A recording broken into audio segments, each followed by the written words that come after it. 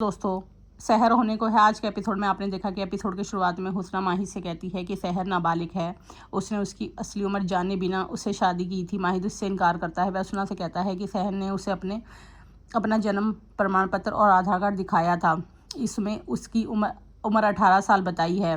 हुस्ना उससे कहती है कि वह इतना भोला ना बने। सहज और परवेज उसके खिलाफ साजिश रच रहे हैं। उन्होंने उसकी बेटी की शादी इस नियाजी घर में करवाने के लिए फर्जी प्रमाण पत्र बनवाया है। परवेज बहुत ही शातिर इंसान है। वह अपनी बेटी की शादी किसी मुफ्ती घर में करवाना चाहता है। वह लालची है, लेकिन सैर उससे यह बात कैसे छुपा सकती थी।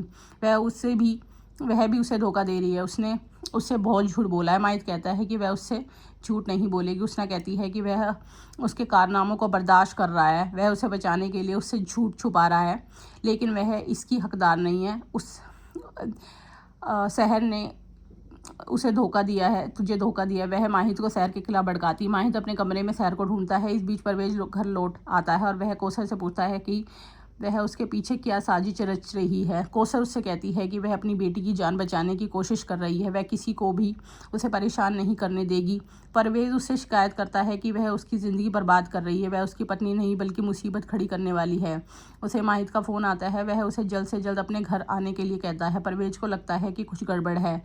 वह कौसर का हाथ बांध देता है और वह फर्श पर पानी डाल देता है और उस पानी का बिजली से कनेक्शन कर देता है। वह उससे कहता है कि जैसे ही वह फर्श पर पैर रखेगी मर जाएगी। वह वहाँ से चला जाता है। इस बीच फरीद अमल की बातों के बारे में सोच रहा होता है। अमल उससे कहता है कि उसने सूप में नमक डाल दिया था, उसे क्या हो गया है। अमल उससे कहती है कि उसने सूप में नमक डाल दिया था, उसे क्या हो गया। फरीद अमल से कहता है कि वह कौसर से दूर रहे। उसका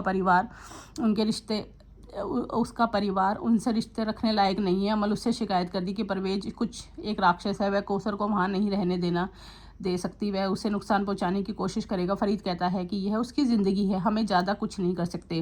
वह अमल को इन लोगों से दूर रखना चाहता है। उसे डर है कि वे उसे नुकसान पहुंचाने की कोशिश करेंगे। वह उसे विदेश में पढ़ाई करने का सुझाव देता है।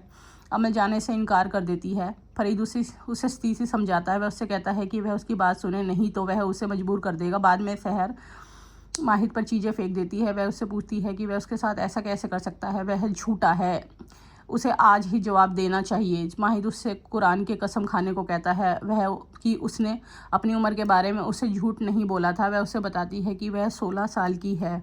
माहिद को धोखा महसूस होता है। माहिद उसे अपने घर से जाने के लिए कहता है। सर उसे शिकायत करती है कि वह उसे अपने इस काम का कारण बता रहा है। वह जब तक उसे अपने सवाल का जवाब नहीं मिल जाता वह नहीं जाएगी। माहिद उसे घसीट कर हॉल में ले जाता है। वह उसे जाने के लिए कहता है। सहर माहिद से उसके गुनाह के बारे में सवाल करती है। माहिद को गलतफहमी हो गई थी कि वह नाबालिग की शादी के बारे में बात कर रही है। सहर उससे कहती है कि वह यह भी नहीं रहना चाहती, इसलिए वह अक्सर यहाँ से भागने की कोशिश करती रहती थी, लेकिन वह उसे यही रहने के लिए मजबूर कर देता था। नाजिमा और उसना इस बारे में बात कर रही होती है। सहर नाजिमा से पूछती है क्या वह इस नतीजे से खुश नहीं है। वह तो शुरू से ही यही चाहती थी। नाजिमा से पूछती है कि वह अपनी गलतियों के लिए उसे क्यों दोषी ठहरा रही है। सहर उससे पूछती है कि क्या उसने माहिद को कबाब उपहार में देने की जिद नहीं की थी। वह जानती है कि माहिद कबाब देखकर अपनी माँ को याद करेगा। वह इस सगाई को तोड़ना चाहती थी। वह आगे कहती है कि नाजिमा ने पहली रात उसके बिस्तर पर जहरीले फूल रख दिए थे। माहिद उससे पूछता है क्या यह सच कह रही है। कुछ ना बीच में टोकने की कोशिश करती है। सैर कहती है कि वह भी कम नहीं है। उसने कभी इस घर की बहू की तरह उसने कभी उसे इस घर की बहू की तरह नहीं माना। उसने हमेशा उसे काम दिए।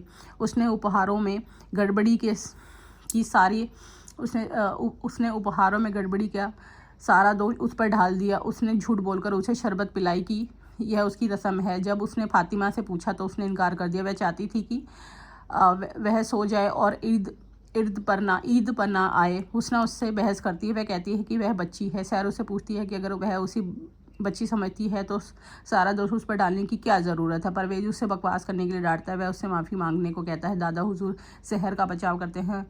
वह उनसे माफ़ी मांगने के लिए कहते हैं। सहर उनसे वादा पूरा ना करने के लिए माफ़ी मांगती है। माहिद कहता है कि वह एक नाबालिग लड़की है और उसके सारे दोष मैंने माफ़ कर दिए हैं। अब आगे का एपिसोड में आप देखिए कि क्या माहिद और सहर का रिश्ता बच पाएगा या फिर माहिद सहर को घर से निकाल देगा और नाज़िमा